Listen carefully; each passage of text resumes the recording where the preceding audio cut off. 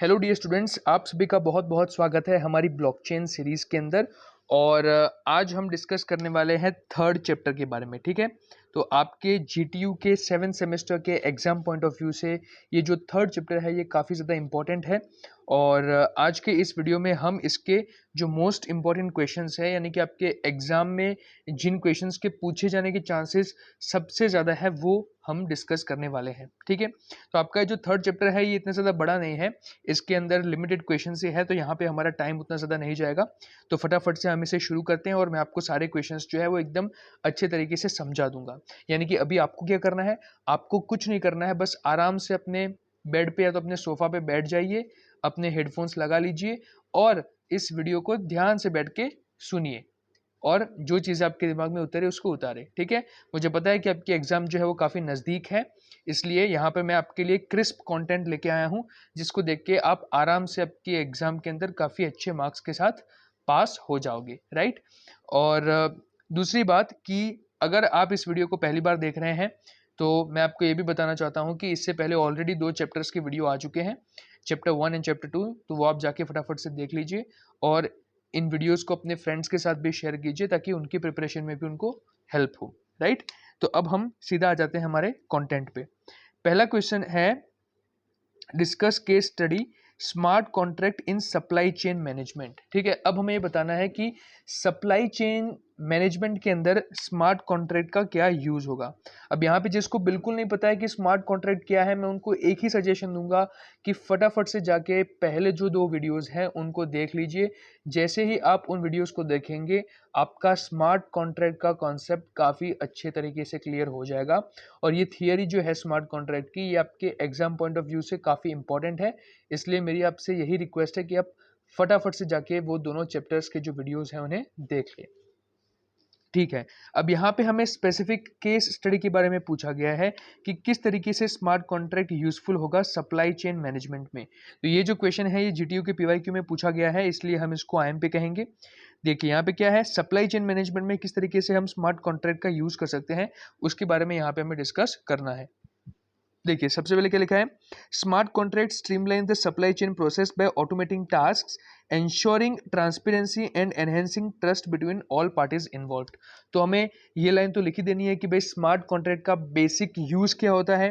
तो इससे आप जो है अपने टास्क को ऑटोमेट कर सकते हैं, फिर वो चाहे सप्लाई चेन मैनेजमेंट हो या फिर कोई भी चीज़ हो, वहाँ पर अपने सारे टास्क को आप क्या कर सकते हैं, ऑटोमेट कर सकते हैं। ensuring ट्रांसपेरेंसी, ट्रांसपेरेंसी भी रहेगी इसमें, और ट्रस्ट बना रहता है सभी पार्टीज के बीच में, क्योंकि पार्टीज को किसके ऊपर विश्वास रखना है, पार्टीज को विश्वास रखना है स्मार्ट कॉन्ट्रैक्ट के ऊपर यहाँ पे। ठीक है, अब हम कुछ इसके बेनिफिट्स के बारे में बात करते हैं। तो बेनिफिट्स क्या होंगे, सबसे पहला बेनिफिट है ऑटोमेटेड प्रोसेस। ठीक है, यानी कि आपकी जो प्रोसेस हो जाएगी वो क्या हो जाएगी, ऑटोमेट हो जाएगी। जो स्मार्ट कॉन्ट्रैक्ट होंगे वो ऑटोमेटिकली करेंगे ट्रिगर कंडीशंस को, जब कंडीशंस मेट हो जाएगी तब। For example payment is released when goods are delivered, यानी कि जैसे ही गुड्स डिलीवर हो जाएंगी पेमेंट अपने आप हो जाएगी। उसके बाद आएगा ट्रांसपेरेंसी, यानी कि all participants in the supply chain can view the contract, ensuring that each party adheres to the terms and this prevents fraud and disputes। यहाँ पे जितने भी पार्टिसिपेंट्स हैं सप्लाई चेन के अंदर वो कॉन्ट्रैक्ट को देख सकते हैं। ठीक है, और एंश्योर क्या करेंगे वो कि हर एक पार्टी जो है वो टर्म्स एंड कंडीशंस को मान के चले, और इससे होगा क्या, फ्रॉड जो है वो आपका नहीं होगा, या तो फिर किसी भी तरह का अनबनाव नहीं होगा। उसके बाद आएगा नेक्स्ट रियल टाइम ट्रैकिंग। ठीक है, रियल टाइम ट्रैकिंग क्या होगा, तो देखो सप्लाई चेन मैनेजमेंट में आपका क्या करना होता है, बेसिकली गुड्स को ट्रांसफर करना होता है एक प्लेस से दूसरे प्लेस पे। तो smart contracts integrate with IoT devices to track the location and condition of goods in real time, improving accuracy. तो रियल टाइम में आप जो है अपने गुड्स को देख सकते हैं, उनकी आप लोकेशन को ट्रैक कर सकते हैं IoT डिवाइसेस के माध्यम से, एंड आप उनकी कंडीशंस को भी चेक कर सकते हैं। तो ये चीज़ भी आपको जो है रियल टाइम ट्रैकिंग का फीचर स्मार्ट कॉन्ट्रैक्ट के माध्यम से मिलता है। उसके बाद रिड्यूस्ड डिलेज, यानी कि by automating payment and verification processes smart contracts reduce manual delays and enhance efficiency. Definitely, because देखिए स्मार्ट कॉन्ट्रैक्ट के माध्यम से क्या होगा कि पेमेंट की जो प्रोसेस होगी वो ऑटोमेट हो जाएगी, वेरिफिकेशन की जो प्रोसेस होगी वो भी ऑटोमेट हो जाएगी। तो इससे क्या होगा कि जो मैन्युअल डिलेज होती थी, मैन्युअल आप जब काम करते थे और उसमें जो डिले होती थी वो यहाँ पर रिड्यूस हो जाएगी, और इससे आपकी जो एफिशिएंसी है वो इंक्रीज हो जाएगी। ठीक है, एक एग्जाम्पल देखते हैं, जैसे कि अब manufacturer, supplier and retailer agree on a smart contract. चलिए हम मान के चलते हैं कि एक मैन्युफैक्चरर, एक सप्लायर और एक रिटेलर, ये 3 जो लोग होते हैं सप्लाई चेन मैनेजमेंट में, ये एक स्मार्ट कॉन्ट्रैक्ट के ऊपर एग्री हो जाते हैं। अब होगा क्या इसमें, as the goods move from the supplier to the retailer, यानी कि सप्लायर से जब रिटेलर के पास गुड्स जाएंगे तो क्या होगा, जो स्मार्ट कॉन्ट्रैक्ट क्या करेगा, ये अपने हर एक शिपमेंट स्टेज को ट्रैक करेगा कि प्रोडक्ट कहाँ कहाँ तक पहुँच के हमारे फाइनल रिटेलर के पास जा रहा है। It also verifies the delivery conditions कि भाई आपका जो आइटम है उसकी कंडीशन कैसी है। It automatically releases payments upon fulfilment of terms, और जैसे ही चीज़ ट्रांसफर हो जाएगी किसके पास, तो रिटेलर के पास, तो अपने आप जो पेमेंट है वो हो जाएगी। तो ये सारी चीज़ें जो है वो स्मार्ट कॉन्ट्रैक्ट आपको करने में हेल्प करता है in supply chain management. This use of smart contracts increases efficiency, reduces paperwork and ensures accountability, making supply chain management faster and more reliable। तो इस तरीके से जब आप स्मार्ट कॉन्ट्रैक्ट्स का यूज करते हैं तो इससे होता क्या है, ये आपकी इंक्रीज करता है एफिशिएंसी को, पेपर वर्क आपको करना नहीं पड़ेगा। क्यों, क्योंकि देखो पहले तो क्या था कि अगर कोई चीज रिटेलर ने खरीदी सप्लायर के पास से, तो वहां पे मैन्युअली वो उसको पेमेंट करेगा, कॉन्ट्रैक्ट के ऊपर साइन होगा, लीगल डॉक्यूमेंट्स होंगे, पेपर वर्क काफी ज्यादा बढ़ जाता है। But in the case of smart work you do not need any kind of support, you do not need any kind of external support, you do not need any paperwork, you do not need any kind of accountability, right? You do not need any kind of intermediaries, right?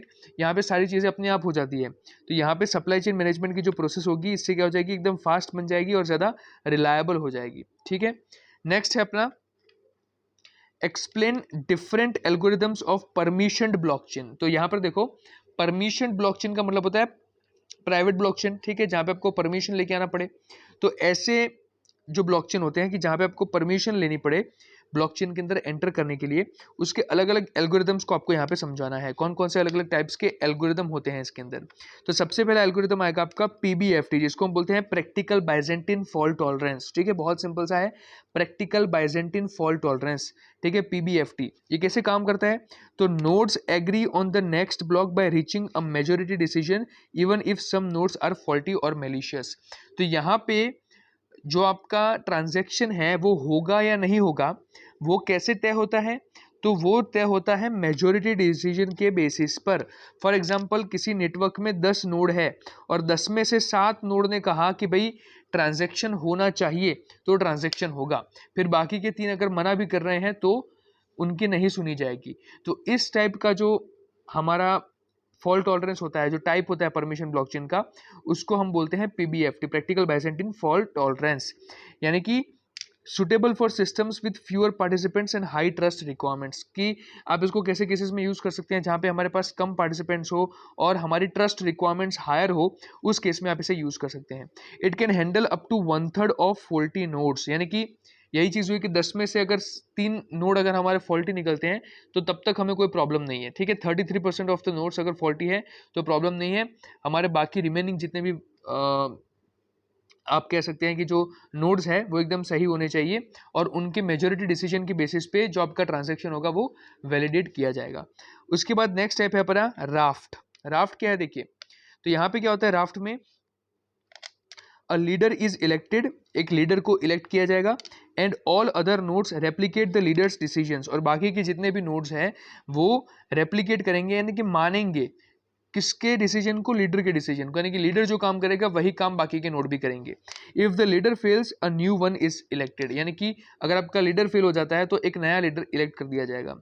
Use case क्या है, तो it is used in smaller and controlled environments, आप इसको smaller controlled environments में use करेंगे and ये simple and easy to implement होता है। उसके बाद नेक्स्ट हमारा टाइप जो है परमिशन ब्लॉकचेन के अंदर एल्गोरिथम, वो है प्रूफ ऑफ ऑथोरिटी। ये क्या कह रहा है भाई, तो ये हमने पहले भी बात की थी प्रूफ ऑफ ऑथोरिटी के बारे में पिछले चैप्टर में, राइट। यहाँ पे क्या होगा कि trusted validators create and validate blocks, ऐसे कि जिनकी ऑथोरिटी ज़्यादा हो, ठीक है, जिनकी मार्केट में डिग्निटी ज़्यादा हो, ऐसे ट्रस्टेड वैलिडेटर्स को हम क्या करेंगे, जिम्मा देंगे to create and validate the blocks, and these validators are selected based on their identity and reputation, उनकी identity और reputation की basis पे ये जो validators हैं उनको select किया जाता है। It is mostly used in the private blockchains with trusted participants, और इसका mostly use कहाँ पे होता है, इसका mostly use होता है private blockchains के अंदर। ये fast होता है और energy efficient भी इसको माना जाता है। उसके बाद हमारे पास है नेक्स्ट IBFT, जिसका फुल फॉर्म है Istanbul बाइजेंटिन fault tolerance.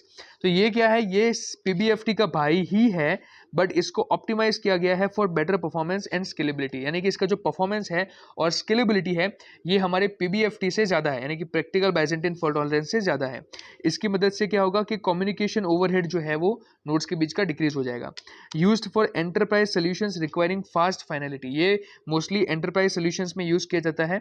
A more efficient version of PBFT for practical use, और आप इसको सिंपल भाषा में ऐसा भी कह सकते हैं कि ये एफिशिएंट वर्जन है किसका, पीबीएफटी का, जिसको आप प्रैक्टिकल यूज के लिए यूज कर सकते हैं, right. So this algorithms ensure secure efficient consensus in permission blockchain environments, यानी कि प्राइवेट ब्लॉकचेन एनवायरमेंट्स में ये एक सिक्योर और एफिशिएंट कंसेंसस प्रोवाइड करने के लिए आप यूज कर सकते हैं, राइट। नाउ नेक्स्ट क्वेश्चन है हमारा, justify answer, is blockchain distributed और सेंट्रलाइज्ड। ये आपको पूछा जा सकता है एग्जाम में 3 मार्क्स के अंदर या फिर 4 मार्क्स के अंदर।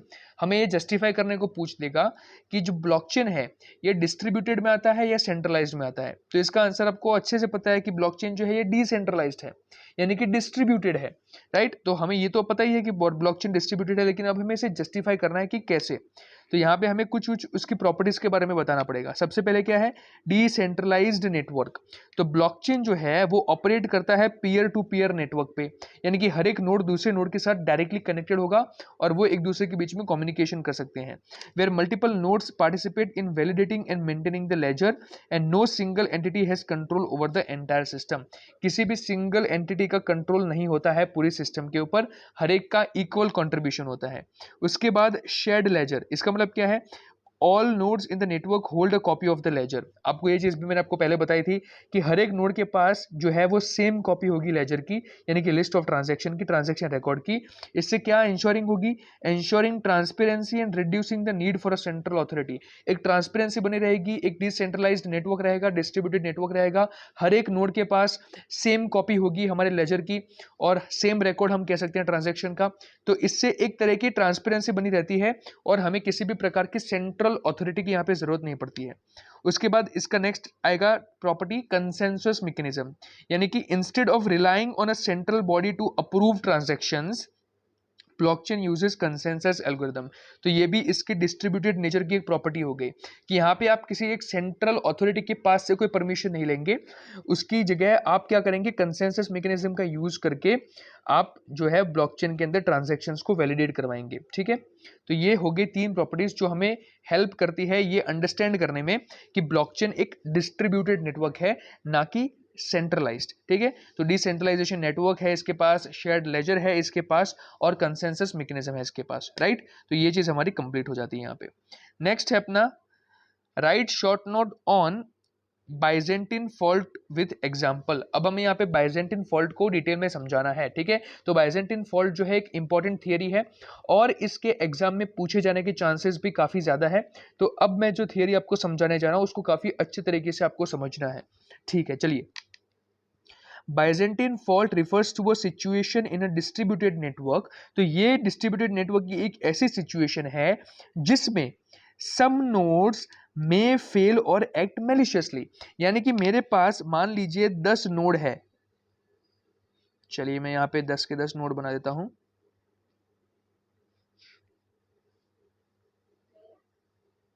अब यहां पे देखिए, यहां पर मेरे पास 10 नोड है और इन 10 नोड में से मान लीजिए कि कुछ नोड जो है वो फेल हो गए हैं तो फिर मैलिशियसली एक्ट कर रहे हैं, ठीक है। यानी कि सेंडिंग कॉन्फ्लिक्ट और false information to other nodes, यानी कि मान लीजिए कि ये जो 3 नोड है पिछले, ये तीनों के तीनों नोड जो है वो बिगड़े हुए हैं, बिगड़े बाप की औलाद है, ठीक है। तो वो क्या करेंगे, मैलिशियसली एक्ट करेंगे, सही से एक्ट नहीं करेंगे, उनका जो आउटपुट होगा वो गलत होगा, ठीक है। उनकी जो इन्फॉर्मेशन वो देंगे वो गलत इन्फॉर्मेशन देंगे। तो इसकी वजह से क्या होगा, वो करेंगे इनकरेक्ट कंसेंसस और डिसीजन मेकिंग। और अब हम इसके एक एग्जाम्पल के बारे में देखते हैं। तो imagine a group of generals deciding whether to attack और रिट्रीट। चलिए मान लेते हैं कि हमारे पास ये एक नॉन टेक्निकल एग्जाम्पल है, तो इसको इस हिसाब से देखिए कि मान लीजिए कि आर्मी के जो जनरल्स होते हैं वहां पर हमारे पास एक ग्रुप ऑफ जनरल्स है और यहाँ पे इनको एक डिसीजन लेना है कि सामने वाली जो आर्मी के लोग हैं उनके ऊपर अटैक किया जाए या तो फिर अटैक ना किया जाए, ठीक है। अब यहाँ पे कुछ जनरल्स ये कहेंगे कि यहाँ पे कुछ जनरल्स जो होंगे वो ट्रेटर्स होंगे, यानी कि गद्दार होंगे, ठीक है। मान लीजिए ये 3 जो है गद्दार है, यानी कि ये सामने वाली पार्टी के साथ मिले हुए हैं। And send different orders to others causing confusion, और ये गलत गलत ऑर्डर्स दे रहे हैं जिससे कंफ्यूजन क्रिएट हो जाए. Now the challenge is for the loyal generals to reach a consensus despite the dishonest ones. तो ये जो डिसऑनेस्ट होंगे ये तो क्या करेंगे, गलत कहेंगे कि भाई रहने दो, हमला मत करो, छोड़ देते हैं उनको ऐसे. ठीक है, तो ये गलत इंफॉर्मेशन दे रहे हैं. लेकिन अब जो सच्चे वाले हैं, यानी कि ये जो रिमेनिंग हमारे पास 7 लोग हैं, इनको तो राइट डिसीजन तक पहुंचना है. ठीक है, भले ये 3 गलत कह रहे हैं लेकिन इनको तो राइट डिसीजन तक पहुंचना है. तो कैसे पहुंचेंगे, तो इसमें क्या होगा देखिए, in a blockchain this problem occurs when some nodes behave maliciously. यानी कि ब्लॉकचेन में भी ये सिमिलर प्रॉब्लम होती है जब कुछ नोड्स है वो रॉन्ग इंफॉर्मेशन को सेंड करते हैं. तो बाइजेंटिन फॉल्ट टॉलरेंस एल्गोरिथम्स जो होते हैं जैसे कि PBFT are design to help the honest nodes reach the correct decision even when some nodes are in send incorrect और कॉन्ट्राडिक्टरी इंफॉर्मेशन. तो ये जो पीबीएफटी है अपना, यानी कि Byzantine practical Byzantine fault tolerance, ये हमें हेल्प करता है to reach to the right decision. सही फैसले तक पहुंचने के लिए ये हमें डिसीजन देता है, ये हमें हेल्प करता है even when some nodes are acting maliciously और सेंडिंग द फॉल्स इंफॉर्मेशन. कैसे करेगा देखते हैं फिर. तो blockchain solution it uses consensus mechanisms to ensure that the network can still function correctly despite faulty और मैलिशियस नोड्स. तो इसमें होता क्या पता है, इसमें होती है मेजोरिटी वोटिंग. तो मेजोरिटी वोटिंग में क्या होगा कि यहाँ पे ये 3 तो चलो गलत है, ये 3 तो गलत बोल रहे हैं, लेकिन बाकी के 7 तो सच बोलेंगे ना, because they are the honest ones. तो यहाँ पे जो मेजोरिटी डिसीजन निकलेगा, जो मेजोरिटी वोटिंग निकलेगी, उसी चीज को फाइनल डिसीजन माना जाएगा. ठीक है, तो यूजुअली होता क्या है कि 1/3 नोट्स जो होते हैं वो खराब होते हैं और बाकी के रिमेनिंग नोट्स जो होते हैं वो राइट होते हैं, करेक्ट होते हैं. तो उस केस में उनका जो आउटपुट आएगा वो तो सच्चा आएगा और मेजोरिटी आउटपुट सच्चा वाला है, तो फिर उसके बेसिस पे जो है वो फाइनल डिसीजन बनता है. तो ये होता है हमारा पीबीएफटी का वर्किंग. ठीक है, नेक्स्ट है हमारी theory, explain private blockchain system in brief. तो हमें पता ही है कि भाई प्राइवेट ब्लॉकचेन किसको कहा जाता है, हमने ऑलरेडी पिछले चैप्टर्स में इसके बारे में डिस्कशन की है, लेकिन एक बार फिर से देख लेते हैं. A private blockchain system is a blockchain where access is restricted to a specific group of participants. Definitely, यानी कि स्पेसिफिक ग्रुप ऑफ पार्टिसिपेंट्स के लिए ही एक्सेस होगा. Unlike public blockchains where anyone can join and validate transactions, private blockchain operate in a controlled environment. यहाँ पे controlled environment होगा because हर कोई जो है वो प्राइवेट ब्लॉकचेन का हिस्सा नहीं बन सकता है. ओनली जिसके पास ऑथराइजेशन है वही प्राइवेट ब्लॉकचेन का हिस्सा बन सकता है. Often used by organisations for internal processes, और मोस्टली ऑर्गेनाइजेशंस प्राइवेट ब्लॉकचेन का यूज करती हैं उनके इंटरनल प्रोसेसेस के लिए. अब हम इसके की फीचर्स के बारे में बात करते हैं कि की फीचर्स कौन से हैं. सबसे पहले तो रेस्ट्रिक्टेड एक्सेस, यानी कि हर कोई इसको एक्सेस नहीं कर सकता है, सिर्फ ऑथोराइज्ड यूजर्स और nodes can participate in the network. उसके बाद है परमिशन्ड, यानी कि participants are pre-approved and the blockchain operates under a governance model that controls who can validate transactions and view the ledger. यानी कि यहाँ पे परमिशन जिसको मिली है वही जो है पार्टिसिपेट कर सकता है ट्रांजेक्शंस के अंदर, वैलिडेट कर सकता है ट्रांजेक्शंस को और व्यू कर सकता है लेजर को, हर कोई इसे देख नहीं सकता.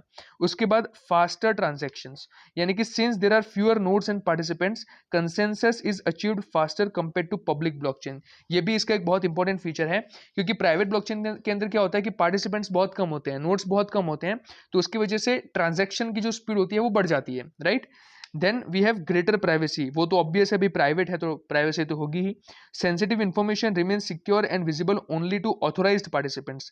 ठीक है, जो सेंसिटिव इंफॉर्मेशन होगी अपनी वो एकदम सिक्योर रहेगी और सिर्फ ऑथोराइज्ड पार्टिसिपेंट्स को ही विजिबल होगी, making private blockchains ideal for businesses, जिससे बिजनेसेस के लिए प्राइवेट ब्लॉकचेन जो है वो एक आइडियल ऑप्शन बन जाता है. इसका एग्जांपल देखते हैं. एग्जांपल के तौर पे एक कंपनी है जो यूज करती है प्राइवेट ब्लॉकचेन को उसके सप्लाई चेन मैनेजमेंट के लिए, जहां पर only partners can access the data and validate transactions. जहां पे सिर्फ पार्टनर्स ही, यानी कि जो सप्लायर्स है, मैन्युफैक्चरर्स है, रिटेलर्स है, वही एक्सेस कर सकते हैं और कोई भी थर्ड पार्टी जो है वो एक्सेस नहीं कर सकती है ब्लॉकचेन को. तो ये प्राइवेट ब्लॉकचेन का हमारा एग्जांपल हो गया. ठीक है, की फीचर्स जो थे वो हमने बात की है, कौन कौन से की फीचर्स आएंगे उसके. तो रेस्ट्रिक्टेड एक्सेस हो गया, सेंट्रलाइज्ड कंट्रोल हो गया, faster consensus, privacy, low energy consumption because number of nodes are less, तो उसकी वजह से एनर्जी भी कम जाएगी, और कस्टमाइजेबल रूल्स होंगे बिकॉज यहाँ पे क्या होता है कि एक पर्टिकुलर ऑर्गेनाइजेशन का कंट्रोल होता है पूरा का पूरा, तो वो अपने हिसाब से जो है वो डिसीजंस को ले सकते हैं, राइट, वो कस्टमाइज कर सकते हैं रूल्स को अपने हिसाब से. अब यहाँ पे हमारी नेक्स्ट थियरी है explain state machine with 3 states. यहाँ पे हमें स्टेट मशीन को एक्सप्लेन करना है. तो स्टेट मशीन किसे कहा जाता है, सबसे पहले इसे देख लेते हैं. बहुत ही आसान थियरी है ये, एक बार आपको बताऊंगा, आपको फिर दूसरी बार इसको देखने की जरूरत भी नहीं पड़ेगी. तो स्टेट मशीन क्या है? A state machine is a computational model that transitions between different states based on inputs और कंडीशंस। फिर से बोल रहा हूं, ध्यान से देखो। स्टेट मशीन क्या है? स्टेट मशीन एक कंप्यूटेशनल मॉडल है। ये एक कंप्यूटेशनल मॉडल है जो ट्रांजिशन करता है डिफरेंट स्टेट्स के बीच में। ठीक है, ये स्टेट कौन से हैं? अपना स्टार्टिंग वाला स्टेट, मिडिल वाला स्टेट और एंड वाला स्टेट। आप इस तरीके से याद रखो कि जो डिफरेंट स्टेट्स हैं, इसमें ये क्या करेगा? ट्रांजिशन करेगा between different states based on inputs और कंडीशंस, यानी कि आपके इनपुट के बेसिस पे और कंडीशंस के बेसिस पे ये जो कंप्यूटेशनल मॉडल है ये ट्रांजिशन करेगा बिटवीन डिफरेंट स्टेट्स। इसमें क्या क्या चीजें आएंगी? तो it consist of a set of states, इसके पास पूरा एक सेट है स्टेट्स का। ट्रांजिशंस बिटवीन दो स्टेट्स, इसमें ट्रांजिशन भी आ गए उनके बीच के। And rules that determine when and how the system moves from one state to another, और हमारे पास ऐसे रूल्स भी होंगे जो डिटरमाइन करेंगे कि कब और कैसे जो है सिस्टम मूव करेगा एक स्टेट से दूसरे स्टेट में। एग्जाम्पल देख लेते हैं आप। सबसे पहले आएगा स्टेट नंबर 1, जिसको हम बोलेंगे आइडल स्टेट। ये क्या है? The system starts in an idle state waiting for input, यानी कि ये वाला स्टेट, ये वो स्टेट है कि जहां पर आपका जो सिस्टम है वो इनपुट का वेट कर रहा है। ठीक है, यानी कि जब सिस्टम स्टार्ट होता है उस वक्त उसका स्टेट जो होता है वो आइडल स्टेट होता है, और इस वक्त वो इनपुट का वेट करता है। जैसे ही इनपुट रिसीव करेगा वैसे ही ये नेक्स्ट स्टेट में मूव हो जाएगा। अब अपना नेक्स्ट स्टेट क्या है? नेक्स्ट स्टेट है अपना प्रोसेसिंग वाला, जिसको हम बोलेंगे स्टेट 2। इसमें क्या होगा? The system is now actively performing tasks और प्रोसेसिंग डेटा। यहाँ पे वो टास्क को परफॉर्म करेगा, एक्चुअल प्रोसेसिंग यहाँ पे होने वाली है। और जब ये टास्क कंप्लीट हो जाता है, यानी कि जब प्रोसेसिंग हो जाती है, it moves to the final state. इसके बाद ये जाता है फाइनल स्टेट में। तो हमारा जो फाइनल स्टेट है उसको हम बोलेंगे स्टेट 3, जिसे हम कहेंगे कंप्लीटेड, यानी the system has finished processing, system ने अपना प्रोसेसिंग पूरा कर दिया है, and enters a completed state, और फिर वो कंप्लीटेड स्टेट में एंटर हो जाती है, and it can return to the idle state ready to process the next input. और उसके बाद वो फिर से आइडल स्टेट में आ सकती है, जिससे वो प्रोसेस कर सके नेक्स्ट इनपुट को। एग्जाम्पल देखते हैं ब्लॉकचेन के अंदर कैसा होगा। तो फॉर एग्जाम्पल ब्लॉकचेन में अगर आप कोई स्मार्ट कॉन्ट्रैक्ट है आपके पास ब्लॉकचेन का, तो अ state machine might track the life cycle of a transaction like this. कैसे? तो सबसे पहले तो आप क्या करोगे? वेट करोगे ट्रांजैक्शन रिक्वेस्ट के लिए। अब जैसे ही ट्रांजैक्शन रिक्वेस्ट आई तो उसके बाद क्या होगा? प्रोसेसिंग होगा, यानी कि वैलिडेट करोगे और एग्जीक्यूट करोगे उस ट्रांजैक्शन को। अब आपकी ट्रांजैक्शन वैलिडेट भी हो गई, एग्जीक्यूट भी हो गई, उसके बाद क्या होगा? कंप्लीट हो जाएगी, यानी कि transaction finalised and recorded on the blockchain, यानी कि ट्रांजैक्शन यहाँ से आपकी फाइनलाइज हो जाएगी एंड देन ये रिकॉर्ड हो जाएगी ब्लॉकचेन के ऊपर। ठीक है, तो ये हो गया हमारा खत्म, राइट। अब नेक्स्ट और फाइनल हमारी जो थियरी है ये क्या है? In blockchain cryptography replaces the need for third parties to ensure trust, discuss advantages and disadvantages. तो यहाँ पे हमें क्रिप्टोग्राफी के एडवांटेजेस और डिसएडवांटेजेस के बारे में बात करना है। एडवांटेजेस तो आपको पता ही है क्रिप्टोग्राफी के क्या होंगे, हमने पूरा सब्जेक्ट पढ़ रखा है पिछले सेमेस्टर में, नेटवर्क सिक्योरिटी वाला। ठीक है, कंप्यूटर नेटवर्क सिक्योरिटी, CNS। तो देखिए आपको पता होना चाहिए कि क्रिप्टोग्राफी के एडवांटेजेस क्या होंगे। तो पहला एडवांटेज है एनहेंस्ड सिक्योरिटी। क्रिप्टोग्राफी के माध्यम से आपकी डेटा इंटीग्रिटी और कॉन्फिडेंशियलिटी जो है वो क्या कर सकते हैं आप? एंश्योर कर सकते हैं। ठीक है, जिससे क्या होगा कि जो अनऑथोराइज्ड पार्टीज है वो इंफॉर्मेशन को ऑल्टर नहीं कर पाएगी या तो फिर एक्सेस नहीं कर पाएगी। उसके बाद ये क्या आपको प्रोवाइड करता है? ये प्रोवाइड करता है ट्रस्टलेस एनवायरनमेंट, यानी कि participants do not need to trust each other और a central authority. Trust is build through cryptographic mechanisms and consensus algorithms, यानी कि पार्टिसिपेंट्स को एक दूसरे के ऊपर ट्रस्ट करने की जरूरत नहीं है। उनका ट्रस्ट तो बना रहेगा किसके ऊपर? क्रिप्टोग्राफिक मैकेनिज्म के ऊपर, क्योंकि उनको पता है कि मैकेनिज्म तो सही से काम करने ही वाला है। उसके बाद रिड्यूस्ड कॉस्ट, तो यहाँ पे आपको थर्ड पार्टीज की जरूरत नहीं पड़ती है। क्रिप्टोग्राफी का जब आप इंप्लीमेंटेशन करते हैं तो आपको थर्ड पार्टीज की जरूरत नहीं पड़ती है, और इसके माध्यम से क्या होगा? आपके जो ऑपरेशनल कॉस्ट होंगे वो कम हो जाएंगे। Then we have faster intermediate transactions.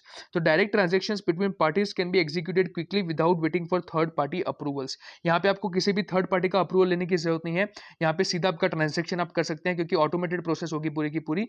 तो उसकी वजह से डायरेक्ट इंटरेक्शन होता है, डायरेक्ट ट्रांजैक्शन होता है और फास्टर ट्रांजैक्शन होगा। देन ट्रांसपेरेंसी, तो blockchain immutable ledger allows all participants to verify transactions independently, fostering accountability।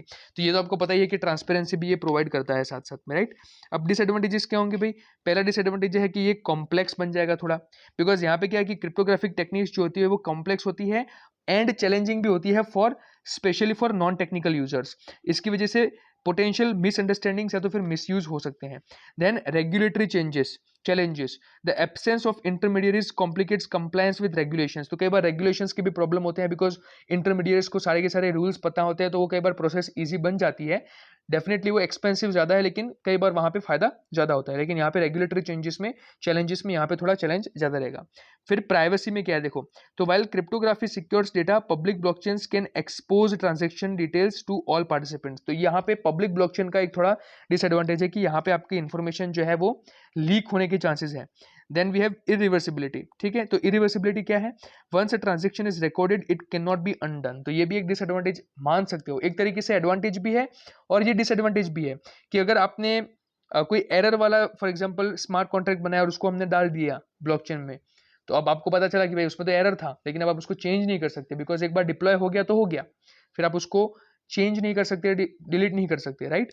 तो it can not be undone, तो ये डिसएडवांटेज हो गया। फिर स्केलेबिलिटी के इश्यूज, यानी कि cryptographic methods can slow down transaction processing times as the network grows, leading to scalability challenges. तो क्रिप्टोग्राफिक मेथड्स जो है ये ट्रांजैक्शन प्रोसेसिंग को कई बार स्लो कर सकते हैं जैसे जैसे नेटवर्क बढ़ता है, तो और इसकी वजह से स्केलेबिलिटी के चैलेंजेस होंगे। स्केलेबिलिटी का बेसिक मीनिंग ये होता है कि नंबर ऑफ यूजर्स को इंक्रीज करना, प्रोसेस को ज्यादा बड़ी बनाना, लेकिन ये भी एक चैलेंज क्रिएट हो सकता है अगर सही से आपके जो क्रिप्टोग्राफी मेथड्स है वो इंप्लीमेंट ना हुई हो तो ये हो गए उसके कुछ डिसएडवांटेजेस। और इसी के साथ हमारा जो थर्ड चैप्टर है यहाँ पे फिनिश होता है। आशा रखता हूँ कि ये सारी थियरीज आपको समझ में आ गई होगी। ये जो पीडीएफ मटेरियल है आपको नीचे डिस्क्रिप्शन में से मिल जाएगा, कमेंट सेक्शन में भी मैंने इसके ड्राइव की लिंक डाल ही रखी है, तो वहाँ से आप इसको सीधा एक्सेस कर सकते हैं फ्री ऑफ कॉस्ट, और वहाँ से आप अपनी एग्जाम के लिए भी रिविजन कर सकते हैं, राइट। और रिवीजन अगर वहाँ से करना पसंद नहीं है तो एग्जाम के अगले दिन फटाफट से मेरे वीडियोस को 2x के स्पीड पे डाल देना और वहाँ से देखना स्टार्ट कर देना, तो भी आपका रिवीजन अच्छे से हो जाएगा, राइट। तो आशा रखता हूँ कि ये वीडियोस आपके लिए बहुत ही हेल्पफुल रहे होंगे और आगे बाकी के चैप्टर्स के भी वीडियोस आपको मिल जाएंगे जल्द से जल्द। और मेरे ख्याल से जब तक आप इस वीडियो को देख रहे होंगे तब तक वो सारे वीडियोस भी अपलोड हो ही गए होंगे, राइट। तो इसी के साथ आज का ये वीडियो हम एंड करते हैं। आशा रखता हूँ कि आपको बहुत मजा आया होगा। Thank you so much, bye bye.